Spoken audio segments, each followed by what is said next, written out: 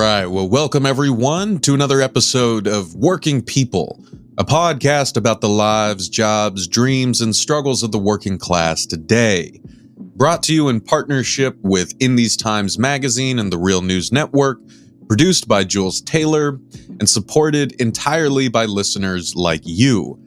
So we've got a special and urgent Working People mini-cast for y'all today. And we're actually recording a video version of this as well, which will run over at the Real News Network YouTube channel. So if you want to check out the video version, definitely subscribe and go watch there. But as y'all may have heard, Kellogg's workers at the cereal manufacturing giant Kellogg's have gone on strike at plants in Battle Creek, Michigan, as well as Lancaster, Pennsylvania, Omaha, Nebraska, and Memphis. And workers with the Bakery, Confectionery, Tobacco Workers, and Grain Millers International Union hit the picket line last week. And we are here to get an update about what's going on with this strike, to get an up-to-date report from one of these picket lines and let y'all know what's going on and how y'all can show support. And so I wanted to introduce y'all to our guest today. Dan, why don't you introduce yourself to the good folks? My name is Dan Osborn. I am BCTGM Local 50G president here in Omaha, Nebraska. Well, Dan, thank you so much for making time to sit down and chat with me. I know you've got a lot going on. You've been on the picket line all weekend, and you are coordinating shifts for folks who are on the line 24 hours a day. Again, really, really appreciate you taking the time to do this, man. And well, thank you for having me on. I appreciate it.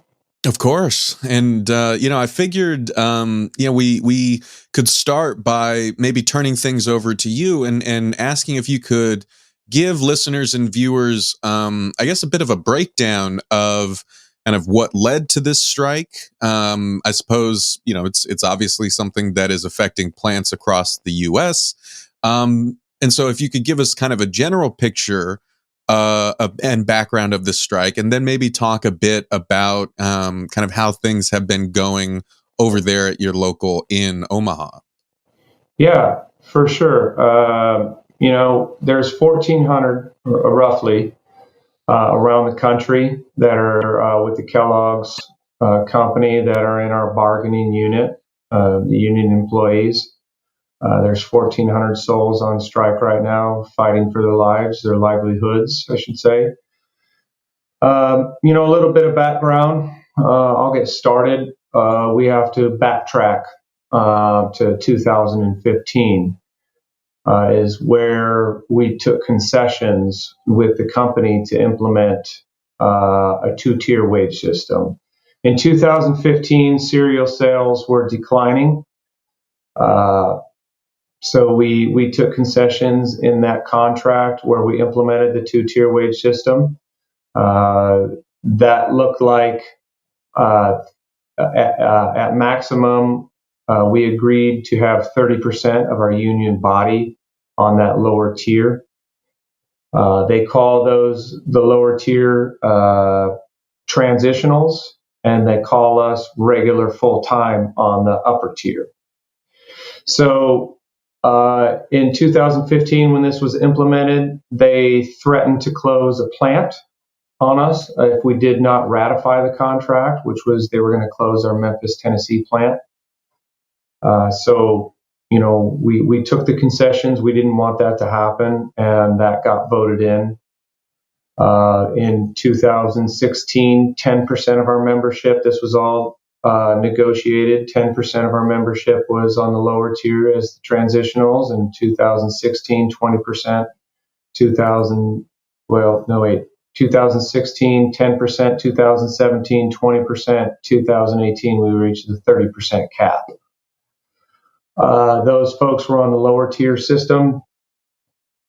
Since then, we've had a 40% turnover rate in that lower tier. So they're having a very difficult time retaining people on that lower tier because, if you don't get paid and if you don't get the benefits, people don't want to keep that job.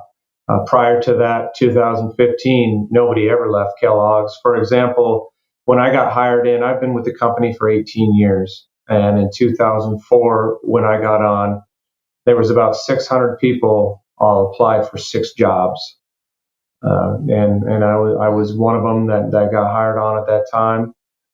So times are way different, right? We're having a labor shortage in the country, and so that's where we're at right now. Fast forward to 2020, when that 2015 to 2020 contract expired.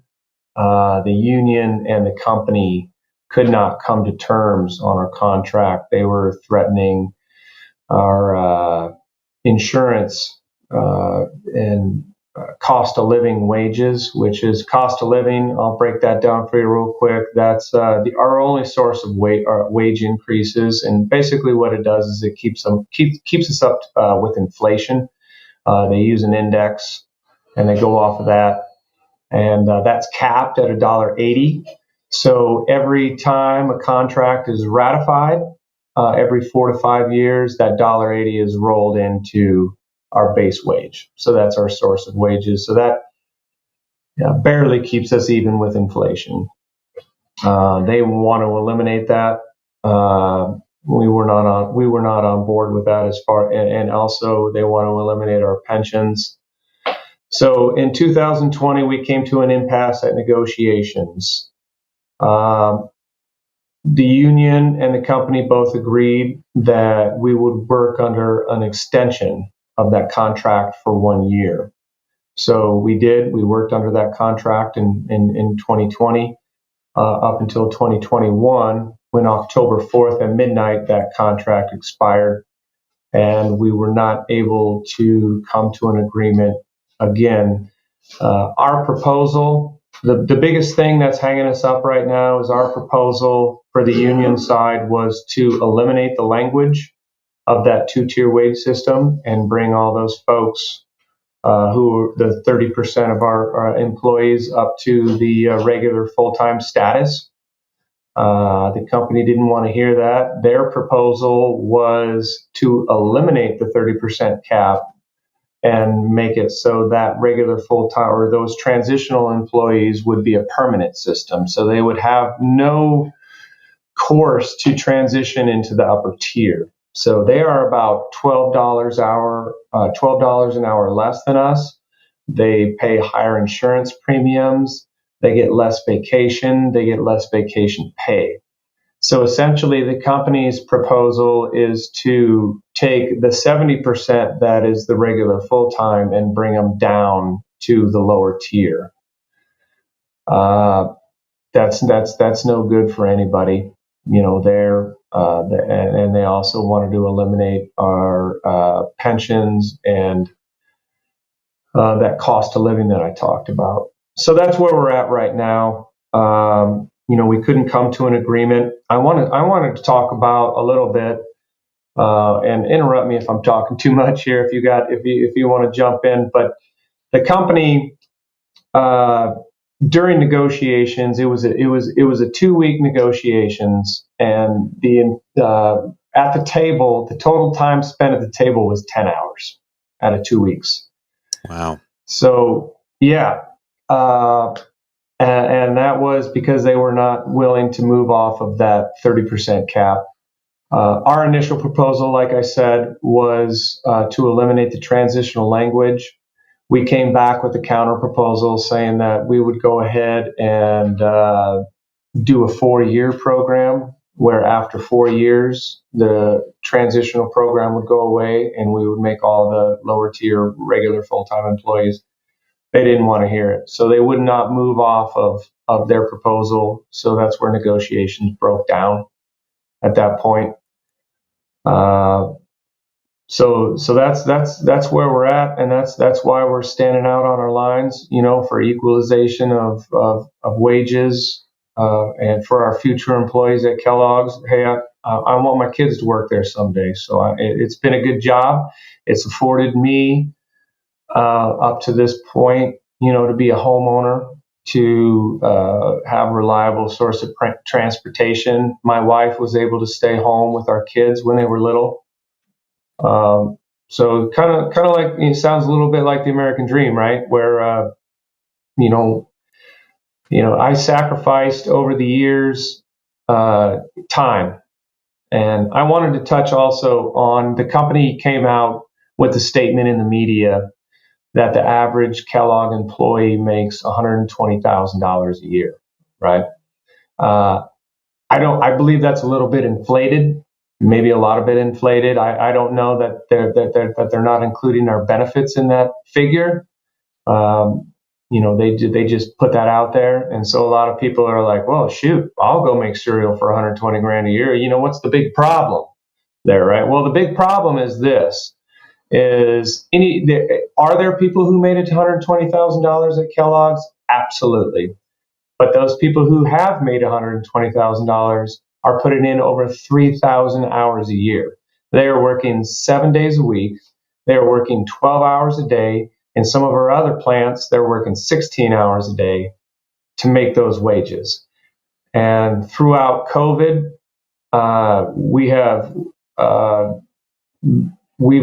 everybody in that plant has been working those hours. So it's not like, we're working the 40 hours a week and having weekends off and holidays off, and we're spending time with our family for that $120,000. So, yeah.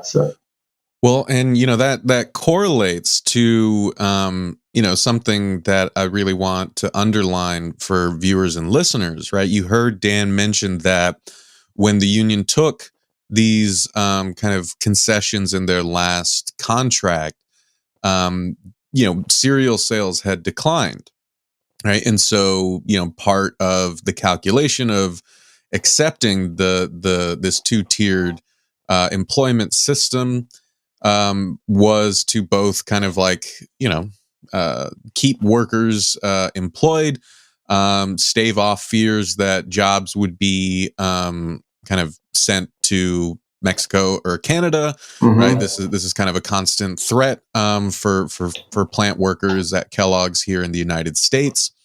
And so, working people listeners may, hear echoes of things like the UAW taking kind of similar concessions in the wake of the Great Recession, when the automotive industry was hurting quite a bit. The union accepted this two-tier wage system, tightened belts, took more concessions to get through the recession, only to kind of be rewarded years later when like companies like GM were making record profits by plant closures and more layoffs, right? And so I wanted to mention that because Michael Sinato, who listeners will know, a brilliant labor reporter at The Guardian, has this important detail in his write-up of the Kellogg strike, which reads, quote, Kellogg's reported a profit of $1.25 billion in 2020. Cereal sales grew more than 8% in 2020 due to increased demand during the pandemic. The company approved a stock buyback program in February of 2020 through December 2022 of $1.5 billion. The CEO of Kellogg's, Stephen Callahan, received around $11.6 million in total compensation in 2020. And so I mentioned that because this is not the same situation that workers in the union and Kellogg's were in the last contract negotiations, right? This is a trend that we've seen in a lot of, especially consumer product areas in this country. We're hearing about this so-called, labor shortage around the country. And we tend to think of that as like mom and pop, businesses who are struggling to find, people to work so that they can survive.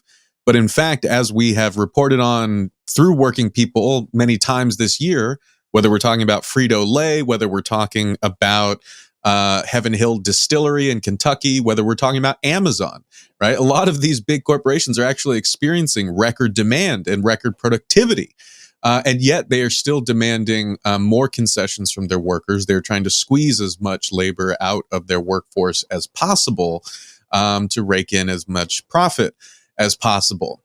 And so, Dan, I wanted to kind of ask, the building on that, you mentioned, right, the fact that to meet that increased demand, workers at Kellogg's have been working, a crazy amount, right? Like we're hearing this again in so many other industries where, so many full-time workers are being kind of pushed into mandatory overtime. Some, like that, but I mean, this was the case at Warrior Met Coal. It was the case at Frito-Lay. It's the case at Kellogg's, right? It is something that we're seeing kind of in industries around the country.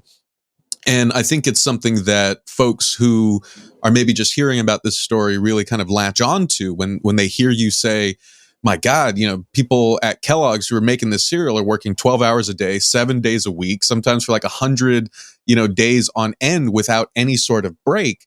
That seems like it would be kind of the central issue. But in fact, like the real sort of point of contention here is that sort of two-tiered wage system. So I guess I wanted to ask if you could maybe unpack that a little bit more for folks who are maybe unfamiliar with how that type of tiered system works, why it's a threat, and why for kind of the union it is worth kind of long-time union members to hit the picket line, to put everything on the line for this kind of second tier of workers.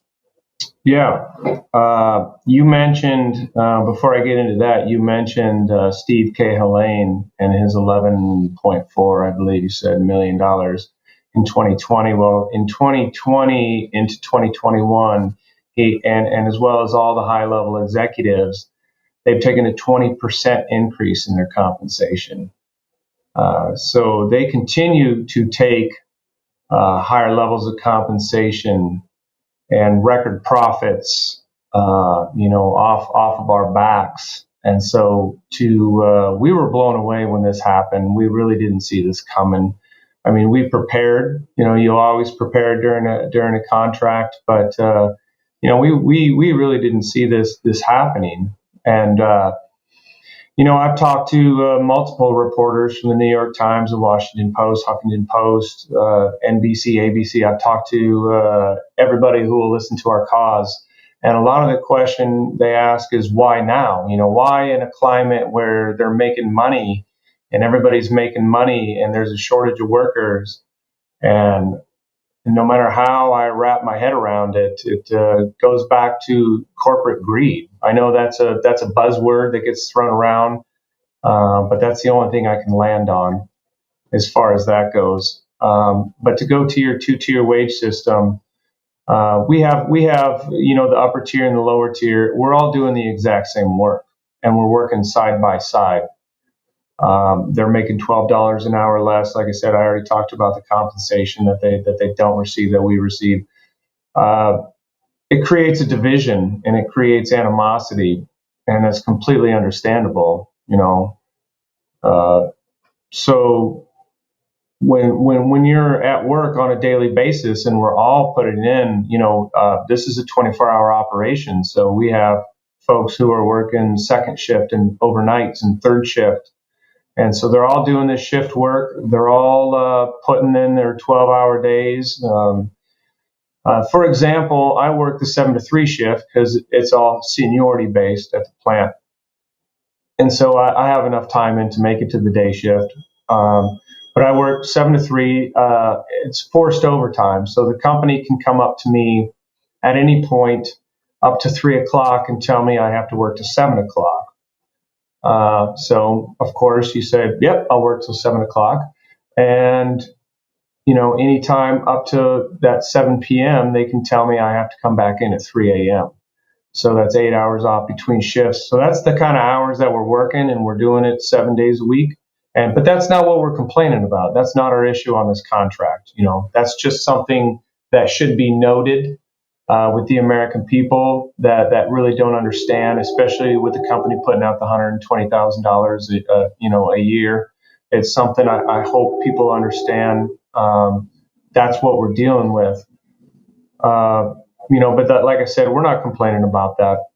I want to go back a little bit into 2019, leading up to the contract.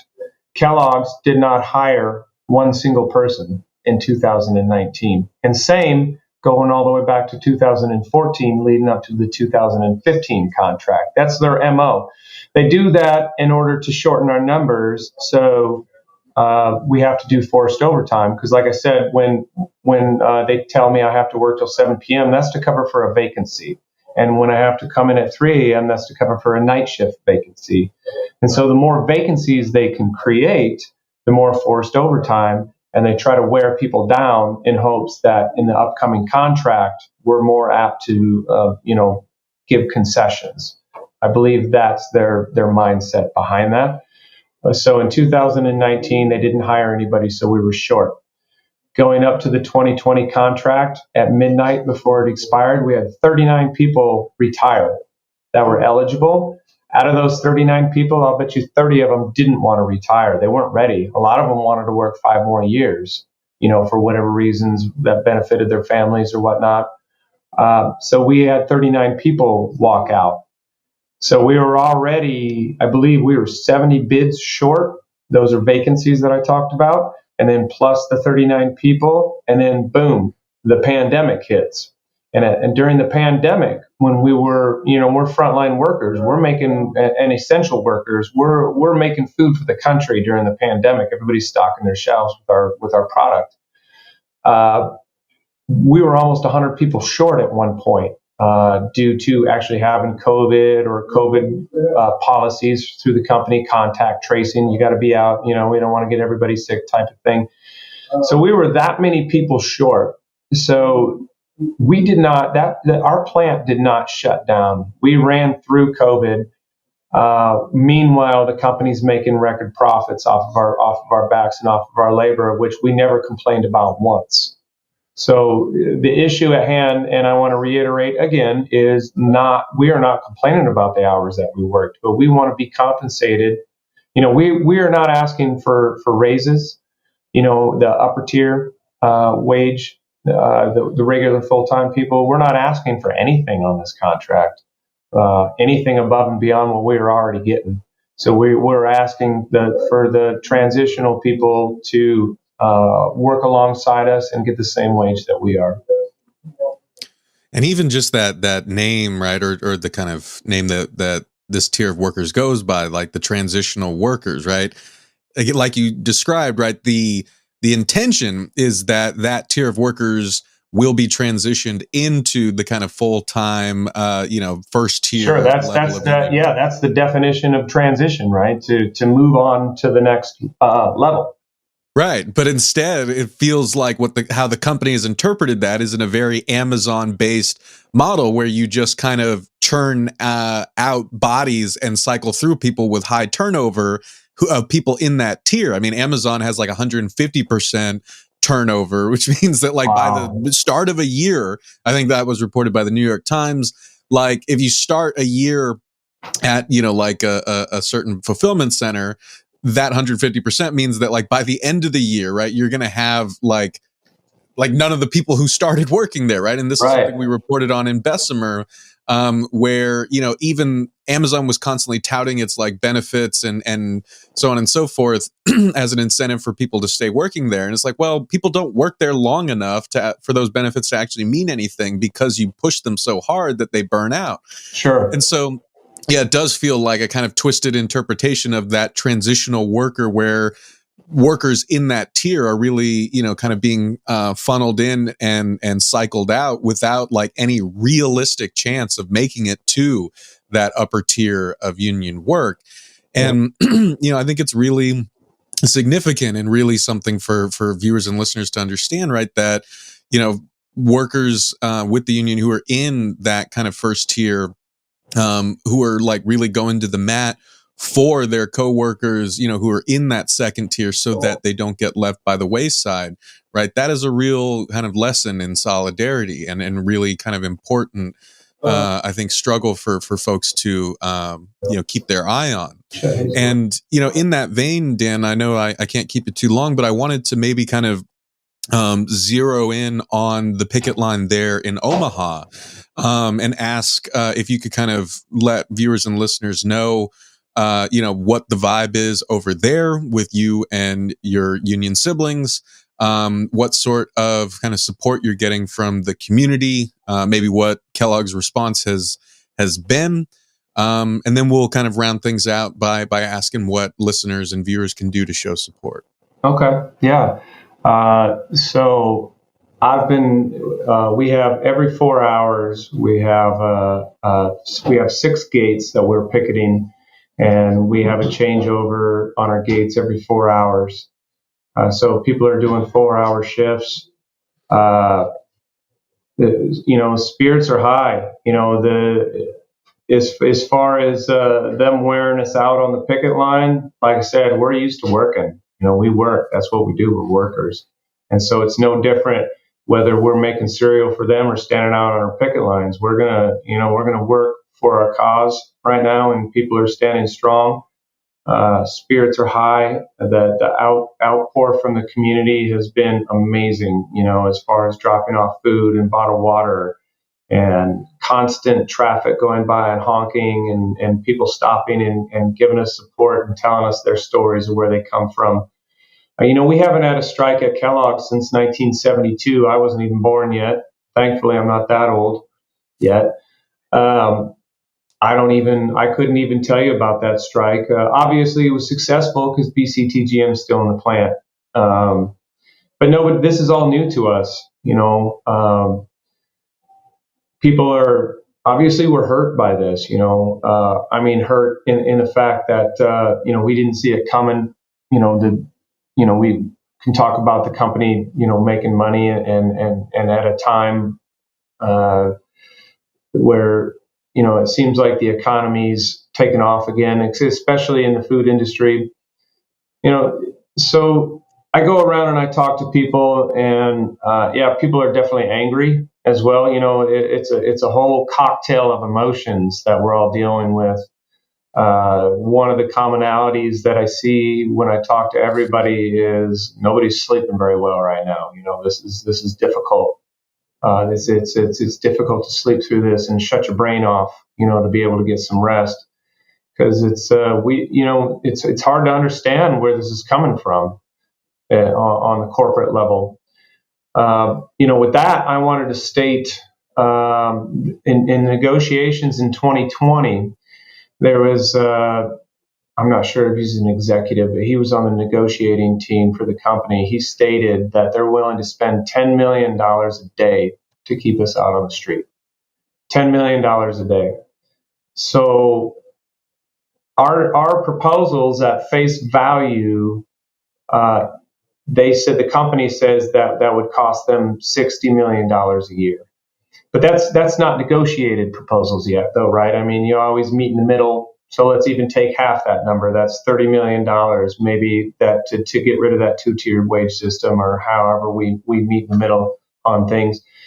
So even let's just take the $60 million at face value for our proposals. That's 6 days of $10 million a day. I'm not a mathematician. It would take 365 days if they would just agree to a contract, right? So they don't want contracted labor in is the bottom line. Why? I don't know. They want people making $12 to $15 an hour in the plants. They want high turnover rate. I don't know. This is America's food source. Why would you want that? But Kellogg says that we are at the highest industry standard as far as wages and benefits go. And they try to actually shame us with that fact, which is interesting to me, because I would think that if you're at the highest on the industry standard, that's something you should be proud of, not ashamed of. They want to bring us down to the rest of the industry, when I think the rest of the industry should be brought up to where we're at, and pay their employees and treat their employees like Kellogg's has up until this point. So that goes back to, I forgot your original question. No, I'm getting on a tangent here. Go, man! And this is all great. It's all important. I actually want to read you something from a Bloomberg transcript, and this is the CEO of Kellogg's addressing the stockholders. he states, first, there is no doubt in our minds that to deploy a balanced growth, which that's their like new tactic, that's their new initiative, is as appropriate and effective as ever. It had us on the right path pre-COVID. It allowed us to flex with the changing business environment during COVID, and it has us in position to sustain balanced financial delivery after COVID finally passes. So right there, he states that they are prepared and don't feel any danger from COVID passing and cereal sales dropping again. I feel like that's important to get out because, they're asking us to take concessions right now at a time, where they're profitable, and obviously they have no details as far as them becoming unprofitable. I also wanted to give a shout out to a company called Enoto Global. What they've done for us is they're an analytical company, and they've done research as far as our movement goes in the country, as far as the American people go.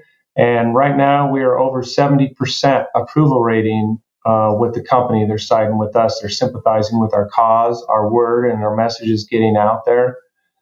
And this company's been great to us as far as that. And from what they told me also during their analytics is 12% of the American people are sympathizing with the company. And that 12% is being driven by their news release of $120,000 per year, which we've already discussed where that comes from. I've also been told by Enoto Global that the Kellogg strategy right now is to not put anything out in the media in hopes that this goes away.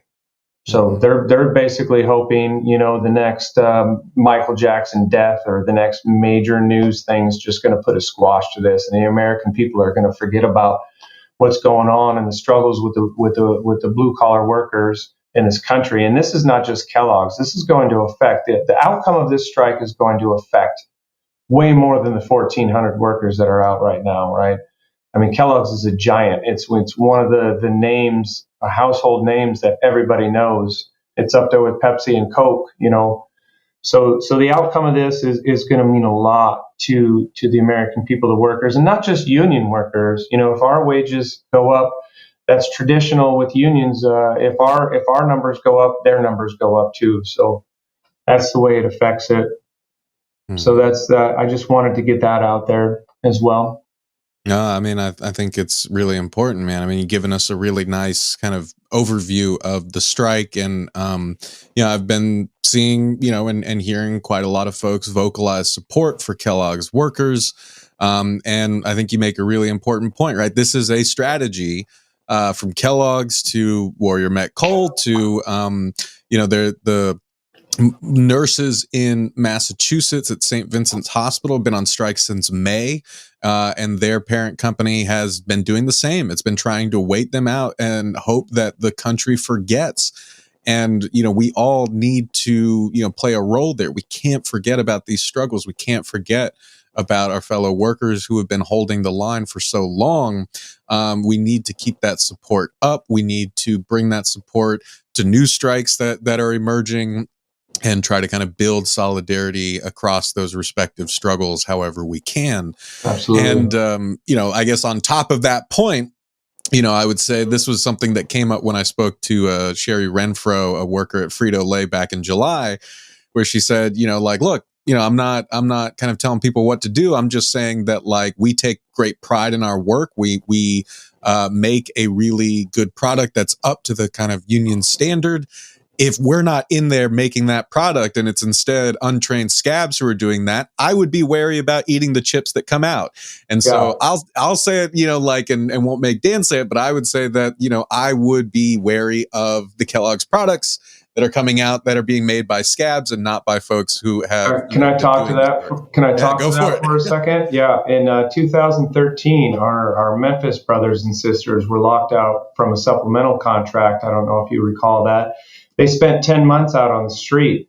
and they brought in the scab workers to run their lines. They only got up to 30% capacity of what our union brothers and sisters were making up after 10 months. But if you remember, in 2014, there was a video that came out on YouTube, and it was one of those scab workers' employees taking out his member and urinating on the Rice Krispie conveyor belt. So he filmed himself urinating on the Rice Krispies, and then he panned over and showed the Kellogg's logo, and that food actually got consumed. So these are the type of people that are going to be coming in here and running our lines and supplying our food for our nation. And I hope everybody that watches this spreads the word that, this is not good, not good at all. Not good at all, man. And I guess on that note, I wanted to, again, thank you so much for joining me, man, and say that we're sending nothing but love and solidarity to you, to everyone on the line there in Omaha and over there in Memphis and Pennsylvania and Battle Creek, Michigan. And I wanted to, I guess, kind of round out by asking you what viewers and listeners can do to show support. Sure, absolutely. We have it's kind of two things. The first thing that people should be doing, is when they're in the supermarkets and they're purchasing their products, is to do a quick Google search and get online. It's trending on every social media site there is. Twitter is probably one of the major ones right now, but there's a list of all the Kellogg's subsidiaries, everything that they own. Just don't purchase those things. It's not a difficult thing to do. It takes 5 minutes of your time, and when you're at the store, be like, okay, I'm not going to purchase this. Especially when it comes to the ready-to-eat cereal. There's plenty of other guys out there that have cereal on the shelves. Just don't purchase it. Boycott, I suppose, is the word. I don't particularly care for that word, but that's it. Don't buy those things. Don't support a company that's not willing to support its workers. In the words of W.K. Kellogg, the founder of the company, and we would not be in this situation if that gentleman was still alive, but his quote is, "I will invest my money in people." That's a quote from him, and obviously that message has been lost on the corporate world. But the second thing is to support our people and our cause and our fight individually, to help us out as individuals as we go through our struggles of not earning any money, our medical benefits getting cut. We have people. I spoke with a guy out on the line last night whose wife just got diagnosed with cancer, and he doesn't know what to do. These are the real part, the human aspect of what we're dealing with, and it's hard. It's hard. It was hard to talk to that guy and try to comfort him and let him know, hey, this is going to be all right. But if you really wanted to help us out. You could go to www.paypal.me, BCTGM local 50G strike, or if that's too much, you could go to our website, which is bctgm50g.com, and you can click on the donate here link, and that money is going to go directly to our workers and the guys and our brothers and sisters out on the strike line and helping to support their families during this tough time. Dan, thank you so much for joining me, man. I really appreciate it. Again, we're sending nothing but love and solidarity to you and everyone out there on the line in Omaha and around the country. For everyone watching, this is Maximilian Alvarez at the Real News Network. Before you go, please head over to therealnews.com/support so we can keep bringing you important conversations and coverage just like this. Thank you so much for watching.